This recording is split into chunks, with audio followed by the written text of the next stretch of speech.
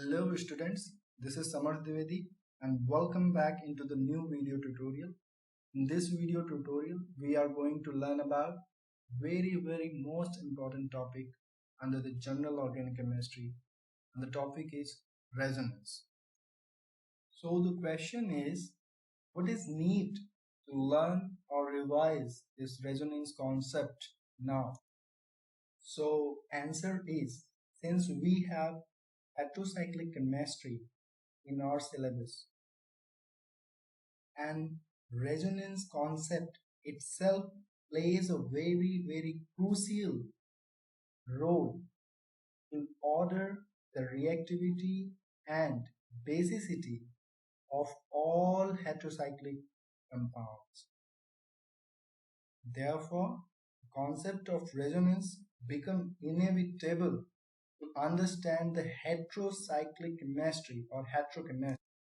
For the sake of convenience, I have divided the whole presentation into the 4 chapters or 4 segments.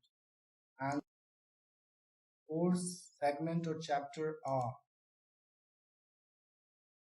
resonance, the beginning, resonance, the inference, resonance, the hypothesis, resonance, the significance. So let us begin with resonance, the beginning. So there are 4 fundamental questions which gives the birth to the concept of resonance. And they are, the first one, why the bond lengths are identical in certain molecules while the molecule have single and double bond. तो कई सारे molecules ऐसे होते हैं जिसमें double bond and single bond दोनों present, like a benzene. But when we practically measure the bond length, we find all the bond length were identical, means same. So how it can be possible that double bonds is equal to the length of double bond is equal to the length of single bond? तो ये एक question था जिसके वजह से हमें एक नए कॉन्सेप्ट की जरूरत समझ में आई और वो कॉन्सेप्ट था resonance. Second question, why the experimental bond energies are different in respect to the theoretical one. Like जैसे हमने लेंथ के बारे में बात किया, बॉन्ड लेंथ के बारे में बात किया, ऐसे ही जब हमने कैलोरीमेट्री के यूज से, एप्लीकेशन से हमने जब बॉन्ड एनर्जीज निकाली तो हमको ये पता चला कि जितने भी बॉन्ड हैं बेंजीन में वो सारे के सारे बॉन्ड एनर्जी सेम है. How it can be possible कि बॉन्ड डबल बॉन्ड की बॉन्ड एनर्जी बराबर हो सिंगल बॉन्ड की बॉन्ड एनर्जी? तो इसको एक्सप्लेन करने के लिए हमें एक कॉन्सेप्ट, नए कॉन्सेप्ट की जरूरत है और वो था resonance. Next question, why does the charge circulation happen in a specific molecule? ठीक, ये भी एक क्वेश्चन, बहुत बड़ा क्वेश्चन था to solve the organic reactions mechanism. And अगला क्वेश्चन है, why the certain chemical compounds are attacked on a specific position in a chemical reaction. सबने सुना होगा कि पर्टिकुलर ये कंपाउंड सेकेंड पोजीशन पे सब्स्टिट्यूशन देता है या पर्टिकुलर ये कंपाउंड सेकेंड पोजीशन या थर्ड पोजीशन पे एडिशन रिएक्शन देता है. तो क्यों ऐसा होता है कि सेकेंड पे ही वो इलेक्ट्रोफाइल और न्यूक्लियोफाइल जाके अटैक करता है? क्यों किसी दूसरे पोजीशन पे वो अटैक नहीं करता है? अगर करता भी है तो वो माइनर प्रोडक्ट होता है या साइड प्रोडक्ट होता है. तो ये सारे जो क्वेश्चन हैं, फंडामेंटल क्वेश्चंस हैं, इसके वजह से ही इनको जब हमने सॉल्व किया तो एक नए कॉन्सेप्ट पे पहुंचे जिसको हमने कहा रेजोनेंस. नाउ अब इसको आप ऐसे समझ लीजिए कि जैसे हम बॉन्ड लेंथ निकालते हैं, अगर मान लीजिए हम बेंजीन लेते हैं और बेंजीन के सारे बॉन्ड्स को अल्फाबेटिकली नेम कर देते हैं, ठीक है, जैसे A B C D E F, ये सारे बॉन्ड्स होंगे. अब इनका लेंथ होगा, ए का लेंथ बराबर होगा सी के और सी का लेंथ बराबर होगा ई के. अब चूंकि जो बॉन्ड लेंथ होता है सिंगल बॉन्ड का वो ज्यादा होता है किससे? डबल बॉन्ड से. सो A is equal to C is equal to E should be greater than B is equal to D is equal to F, जो यहाँ पे लिखा हुआ है, ठीक है. बट ऐसा नहीं होता है, ठीक है. हाँ, जब हम एक्सपेरिमेंटली इसको मेजर करते हैं तो क्या मिलता है, A equal to B equal to C equal to D equal to E equal to F। Likewise जब हम बॉन्ड एनर्जीज में भी इस यही चीज करते हैं तो हमको सेम तरीके का बिहेवियरल एक्सप्लेनेशन मिलता है। इससे पता चलता है कि ये स्ट्रक्चर, ये बेंजीन का स्ट्रक्चर सभी प्रॉपर्टीज को एक्सप्लेन नहीं कर पा रहा है। स्पेसिफिकली बॉन्ड लेंथ को नहीं बता पा रहा है और बॉन्ड एनर्जी को नहीं बता पा रहा है, क्योंकि इसके हिसाब से बॉन्ड लेंथ की जो ऑर्डर होनी चाहिए वो पहला वाला होना चाहिए, जो कि एक्सपेरिमेंटली गलत निकला। ठीक है, और बॉन्ड एनर्जी का ये पहला वाला ऑर्डर होना चाहिए जो कि एक्सपेरिमेंटली गलत निकला, तो सेकेंड वाला सही निकला। ठीक है, तो इसका मतलब ये हुआ कि बेंजीन का ये पर्टिकुलर स्ट्रक्चर बेंजीन के सारे प्रॉपर्टीज को डिफाइन नहीं कर पा रहे। तो कौन सा ऐसा हम कॉन्सेप्ट यूज करें जिसके थ्रू हम बेंजीन के सारे प्रॉपर्टीज को सही से एक्सप्लेन कर सकें। तो एक हमारे साइंटिस्ट थे मिस्टर हाइजेनबर्ग, जिन्होंने 1926 में क्वांटम मैकेनिकल थियरी के हेल्प से इस कॉन्सेप्ट के प्रिंसिपल्स को डिराइव किया। ठीक है, और इसको सबसे पहले क्या नाम दिया, क्वांटम मैकेनिकल रेजोनेंस।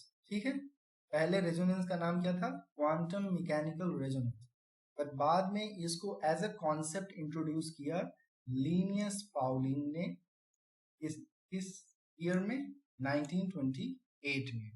ओके, अब देखिए रेजोनेंस सेकेंड पार्ट है द रेजोनेंस द इन्फरेंस।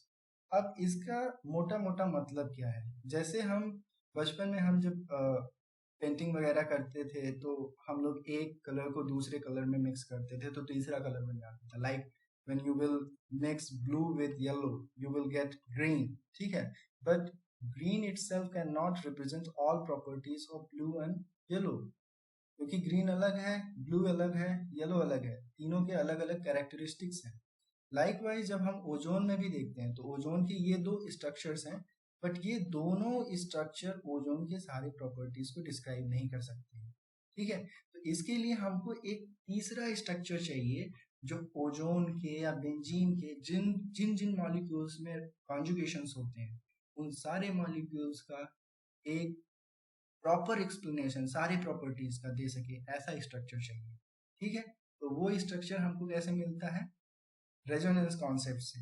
अब आते हैं डेफिनेशन देखते हैं कि what is the resonance. So definition is in certain molecule a single structure is not enough to explain all properties of the molecule. In such a condition we use more than one structure to explain the same. This phenomenon is known as resonance. जब कभी भी एक structure किसी भी molecule के सारे properties को describe नहीं कर पाता है तब हम एक से अधिक स्ट्रक्चर्स को लेके उस मॉलिक्यूल के सारे प्रॉपर्टीज को डिस्क्राइब करते हैं। ठीक है, और दोनों को कंबाइंडली या कलेक्टिवली जब उसका जो करेस्पॉन्डेंस स्ट्रक्चर आता है जिसको हम रेजोनेंस हाइब्रिड कहते हैं वो एक्चुअल स्ट्रक्चर होता है उस मॉलिक्यूल। अंडरस्टैंड, इसको अलग दूसरे वर्ड्स में समझ लेते हैं।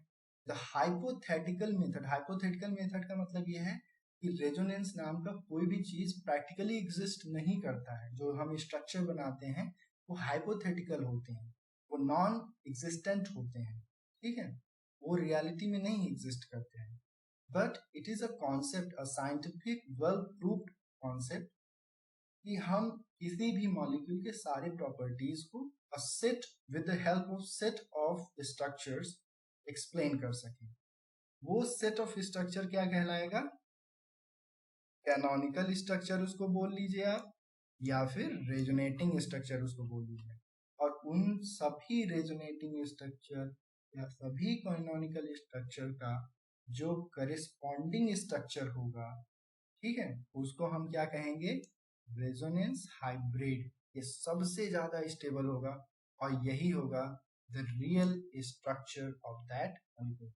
परिभाषा क्या बोल रही है, the hypothetical method of electron flow, मतलब इसमें इलेक्ट्रॉन फ्लो होता है, ठीक है, which describes the real structure resonance hybrid of a molecule with the help of several contributing structure canonical structure, ठीक है। तो ये हो गया इसका डेफिनेशन इंट्रोडक्शन, ठीक है। अब अगर इस स्ट्रक्चर को हम देखें तो इसमें दो स्ट्रक्चर है बेंजीन का, देखिए एक स्ट्रक्चर ये है और एक स्ट्रक्चर ये है, दोनों के बीच में ये साइन को याद रखिए, ये जहां भी ये साइन दिखेगा आपको डबल हेडेड एरो, ये रिप्रेजेंट करता है कि दोनों स्ट्रक्चर इक्विवेलेंट हैं, रेजोनेटिंग स्ट्रक्चर्स हैं एक दूसरे के, ठीक है। और इन दोनों का जो करिस्पॉन्डिंग स्ट्रक्चर है उसको क्या बोला जाता है, रेजोनेंस हाइब्रिड, ठीक है, इन दोनों स्ट्रक्चर के करिस्पॉन्डिंग स्ट्रक्चर। अब देखिए यहाँ पे डबल बॉन्ड है, यहाँ पे सिंगल बॉन्ड है, बस यहाँ पे डबल बॉन्ड है, यहाँ पे सिंगल बॉन्ड है, बस रोटेट कर रहे हैं, इलेक्ट्रॉन फ्लो कर रहे हैं, बाकी कार्बन की पोजीशन सेम है, एटम की पोजीशन सेम है, but the pi bond is delocalised. इसीलिए दो टाइप के बॉन्ड होते हैं, एक होता है डीलोकलाइज्ड बॉन्ड, एक होता है लोकलाइज्ड। जो सिग्मा बॉन्ड होता है वो लोकलाइज्ड होता है, और जो पाई बॉन्ड होते हैं, लोन पेयर होते हैं, चार्जेस होते हैं, they can be delocalised, okay. तो इन दोनों को स्ट्रक्चर को आप मिला देंगे तो इन दोनों से हमें क्या मिला कि ये जो इलेक्ट्रॉन्स हैं पाई बॉन्ड में ये डिस्ट्रीब्यूट हो रहे हैं सभी कार्बन पे। तो ये जो कलर बैंड दिख रहा है आपको चारों तरफ कार्बन के, ये एक्चुअली इलेक्ट्रॉन डेंसिटी को रिप्रेजेंट कर रहा है। इलेक्ट्रॉन जो पाई बॉन्ड में है, देखिए सिंगल बॉन्ड तो यहाँ पे रिप्रेजेंट कर रहा है, बट जो पाई बॉन्ड के इलेक्ट्रॉन्स हैं वो क्या हो रहे हैं, इक्वली डिस्ट्रीब्यूटेड हो रहे हैं थ्रू आउट द स्ट्रक्चर।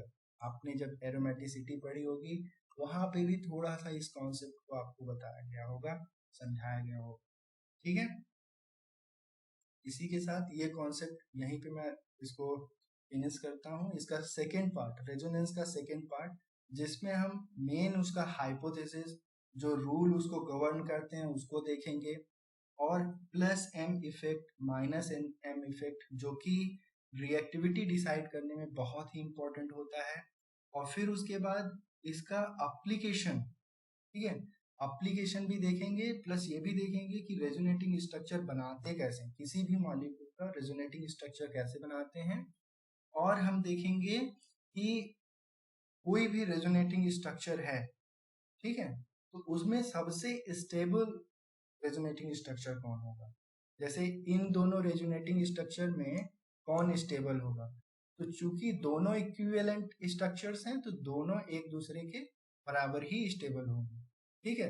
अगर मान लो यहाँ पे चार्ज होता तो ये वाला ज्यादा स्टेबल होता है। तो हम आगे चल के दूसरे पार्ट में इसको समझाएंगे कि कैसे हम स्टेबिलिटी ऑर्डर निकालते हैं। बहुत सारे एग्जाम्स में, कॉम्पिटिटिव एग्जाम्स में रेजोनेटिंग स्ट्रक्चर या कैनोनिकल स्ट्रक्चर्स दे देते हैं और उसमें ये पूछ लेते हैं कि इसमें सबसे स्टेबल कैनोनिकल स्ट्रक्चर कौन सा होगा या रेजोनेटिंग स्ट्रक्चर कौन सा होगा। Thank you very much.